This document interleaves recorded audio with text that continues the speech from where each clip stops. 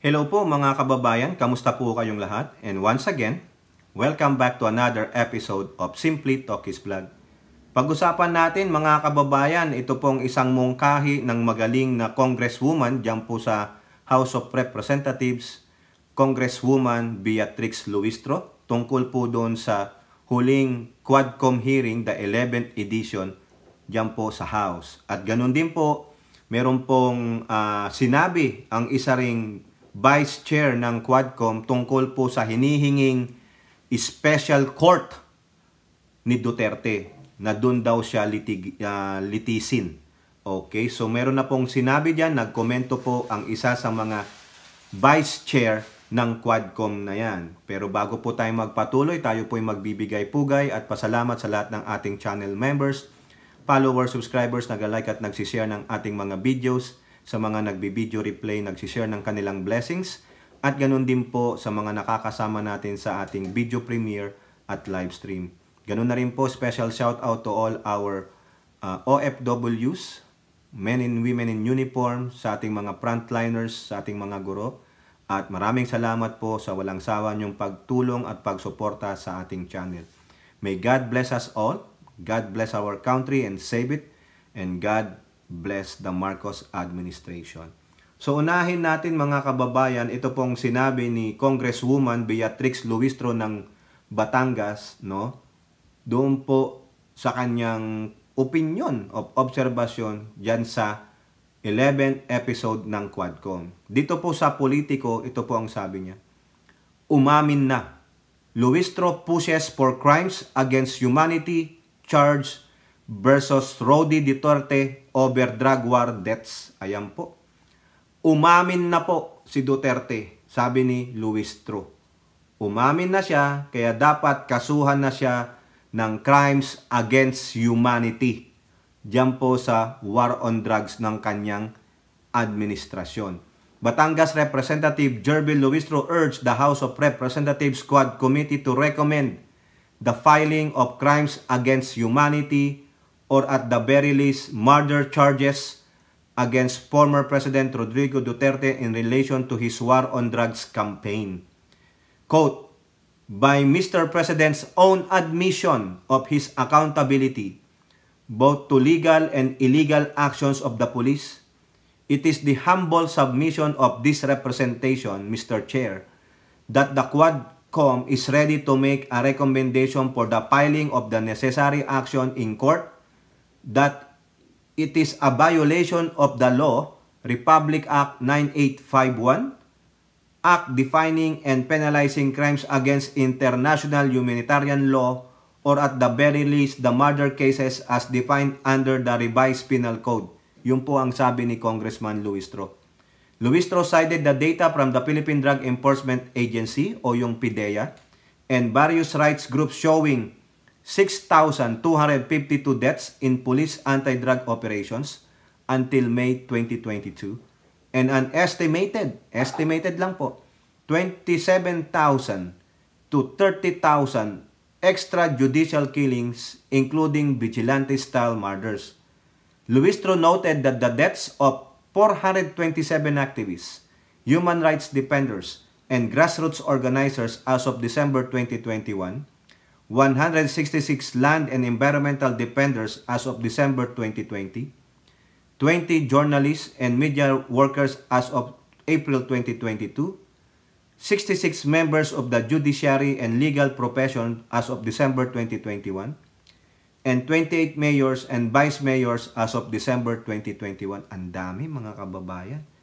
Mr. President, my question is, when you implemented the war on drugs, did you strictly comply with the requirement of due process? Oh, ang sagot po ni Digong, sabi niya, yes. However, Luistro rejected Duterte's claim. Contrary to the answer of the former president, I humbly believe that the former president and his war on drugs never complied with the requirements of due process. Ayan. Galing, ano? Para tayong nasa korte nun, no? If indeed they follow the requirement of due process, wala po dapat ganitong karaming patay at ang dapat maraming kaso na pending At ang dapat, maraming kaso na pending in court. May punto nga naman. Hindi ganun karami na 30,000 na estimated. Pero ang sabi lang daw ng police, 6,252. Di ba? Kung nagpalo ang pinupunto ni Congresswoman Luistro, kung nagpalo ka sa due process, hindi ganun karami ang patay sa EJK. Dapat maraming nakapending na kaso. Hindi. Anong sabi ni Duterte? He admittedly, under oath, told those mga police, encourage them, susugan ninyo, hikayatin ninyo na manlabad na lang itong kriminal para matapos na ang problema niya. Ayun. Kaya, did you follow the due process? Hindi. Di ba? Enacted in 2009, RA 9851 defines and penalizes crimes against international humanitarian law, genocide, and other crimes against humanity, including systematic killings. Yan, pwede po yung systematic killings, no? The drug-related EJKs fall under other crimes against humanity, as defined in Section 6 of the law, which include acts like willful killing, torture, and enforced disappearance. These crimes are non-bailable and carry the capital punishment of reflection perpetua or life imprisonment. Under Section 8, liability extends beyond direct perpetrators to those in position of authority who order, solicit, or induce such crimes. So, ayan pala. Eto na, yung paghahamon ni Digong. Wala kasing nagkakaso sa akin. Hanggang ngayon, walang nagdidemanda sa akin. Matagal na akong pumapatay, pero wala pong nagkakaso sa akin. Ang problema lang dito, mga kababayan, tulad ng sinabi ni NBI Director Jaime Santiago, na kailangan para mag-proceed ang investigasyon, may magpalpo ng kaso. So, nasaan yung mga biktima ni Digong? No? Nung mga tauhan niya. Meron bang nabuhay ng mga biktima ng EJ case? Ang pamilya ng mga biktima ng EJ case. Mag-file po kayo ng kaso. Magpatulong po kayo. No? As much possible, madaliin na ninyo ito. At ganun din po, no? Sabi ng Pangulong Marcos na ini-examine na po. Ini-examine. Present tense. No? Kasalukuyang ginagawa na, no? Ng DOJ yung statement na yon na ginawa ng dati ninyong Pangulong Prime Minister ni Baal na si Digong Duterte. Pinag-aaralan na. No? Kung maaari sana, makapag-utos na ang DOJ na mag-imbestiga na. Magtawag na ng mga witnesses, mga biktima ng karahasan noong administrasyon ni Digong pagdating sa war on drugs dyan sa extrajudicial killing. Ito, isang suggestion po ni Congressman Luistro based on her. Yung nabasa niya, yung nakita niya base sa kanyang interpolation. Kaya nga sabi niya, it is the humble submission of the representation. Di ba? Kaya napakahusay po nitong congresswoman na ito, no? So sana ito matuloy na. DOJ, o kayo po diyan sa Quadcom, pailan nyo na ito, gawan nyo na, no? Kailangan matibay para naman matuluyan si Digong sa kanyang paghahamon. Kasi hanggang ngayon, hanggat wala pong kumakasa sa kanya, feeling niya tagumpay sila no? Ang kakapal ng mukha nitong mga to. Feeling nila sila po ang hari-hari, no? Mga adelantado, mayayabang, no? Kaya po yung mga followers nila ganun din, mayayabang din po, no? Now, labas tayo diyan kay Congresswoman Luistro. Antayin na lang po natin paano po yan ipa-file ng Quadcom, no? Gaano katagal? Sana naman sa lalong madaling panahon. Okay? Ngayon punta tayo dito sa hinihiling ni Duterte. Kasi sabi niya, ayaw niya sa mga whites. Ayaw niyang iimbestigahan siya, itatrial siya ng mga whites. No, 'di ba? Racist na racist. Ayaw niya daw sa mga puti. Pero hindi niya lang masabi talaga, ayaw ko sa foreigner kasi Pilipino ako. Wala silang jurisdiction sa atin. Wala kang magagawa. Pag ang ICC naglabas ng arrest warrant at ipinunta sa Interpol, ang sabi ng Administrasyong Marcos, we have the obligation to oblige. Ang PNP ganun din. Kasi Interpol na po yan, hindi po ICC. Ang sabi naman ni retired Supreme Court Justice Antonio Carpio, magkakaroon na ng jurisdiction ng ICC kay Digong pag siya po ay hinuli na at nasa kustodiya na ng ICC. Kaya Digong, kung gusto mo talaga, huwag kang magtago, no? 'Di ba? Hindi po mai-impeach ang Pangulo doon kasi hindi naman siya nakiki-operate sa ICC kundi sa Interpol because they have an obligation. Di po ba? O ngayon, yung hinihingi po, yung request ni Digong na magkaroon ng special court sa ating bansa para doon po siya litisin ng korte na yan, ayaw niya sa mga banyaga kundi dapat daw mga Pilipino kasi Filipino citizen siya at nakamit ang crime sa ating bansa. Ngayon po may isang mambabatas dyan na sinoplak po siya o Philstar.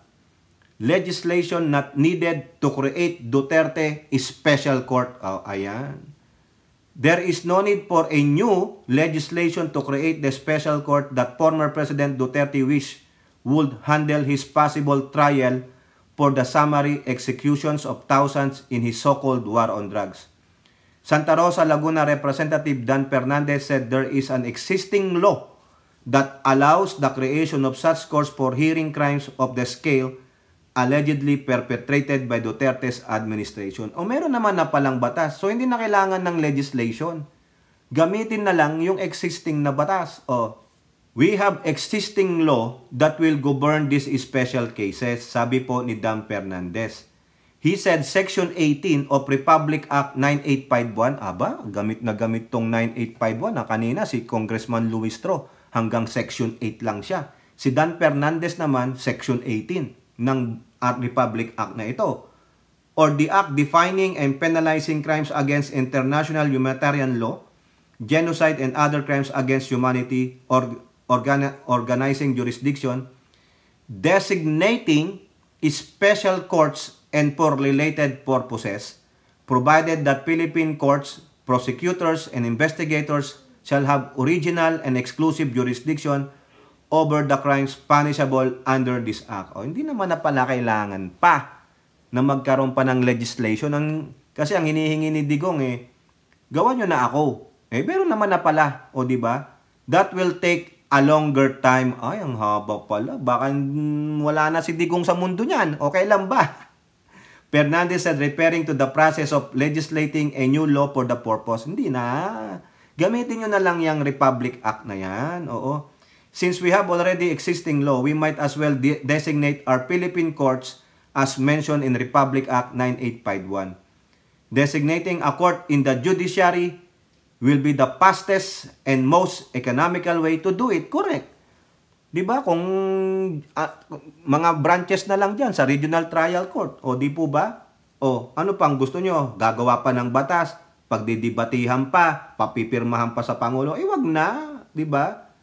The Supreme Court shall designate special courts to try cases involving crimes punishable under the Act. For these cases, the Commission on Human Rights, the Department of Justice, the PNP, and other concerned law enforcement agencies shall designate prosecutors or investigators as the case may be. The state shall ensure that judges, prosecutors, and investigators, especially those designated for the purposes of this act, receive effective training in human rights, international humanitarian law, and international criminal law. Nandun naman na pala sa Republic Act 9851. Ano pang hinihinging special ni Digong? Hindi naman siya special, di ba? Grabe ito, With Duterte's pronouncement of his willingness to undergo the trial, Fernandez said the DOJ should start working immediately by examining all the pieces of evidence presented before the Quadcom by witnesses and the source person. Representative Benny Abante also in text message said he is filing a bill on the creation of special court to try cases of EJK, particularly those related to drugs. Si Abante naman, no? Gagawa pa siya ng bill, to try to lessen the load of our courts for PRRD, wanting to create a special courts to try him, he can be tried before special courts that I want created. Not a special court for him. Di ba? Ayan. Ito po, mga kababayan, no? Ito pa ang sabi ni Duterte. I-supplement ko lang yung sinabi ko kanina na hate niya ang white. Racist to si Duterte. I don't believe in whites. I would rather face a Filipino court even if I will not have a lawyer, just me. And the judge can sentence me to death or reclusion perpetua. For as long as it's a Filipino court, I will abide by it. I will not allow a foreigner to judge me for the things that I have to do during my time as president of this republic. Kung ako sa inyo, i-hire nyo, foreign lawyer. No, joke lang para lalong maasar si Duterte. Asarin natin yung matanda, no? Na gurami na, okay? Kayo po mga kababayan, no? Sa inyong opinion, nararapat ba na magkaroon pa ng gumawa ng legislation para sa special court para lang kay Digong o gamitin na lang natin yung RA 9851? Kasi sabi ni Fernandez, matagal pa yan yung paggawa ng legislation. Gamitin na lang natin yung nasasaad sa Republic Act 9851. No, i-train natin, kailangan yung mahahire natin ng mga investigador, lawyers ay train sa humanitarian rights, international or local. Di po ba? Yun na lang, kaysa magtatagal pa, mamaya hindi na natin makita si Digong sa mundong ito. Wala na. Tayo rin ang sayang. Sana nakulong. Sana napagpestahan muna siya ni Peryong at Dagol o di kaya nakasama niya si Kibuloy. Di ba body-body sila ni Kibuloy? Oo. At eto namang si Congresswoman Luistro ay ipinupush po ang yung magrekomenda na ng filing of necessary action sa korte for the violation of RA 9851 ni Digong. Ayan po. Kayo po, ano pong masasabi? Comment down below and don't forget to like and share. Hope to see you in next videos. Bye-bye. God bless.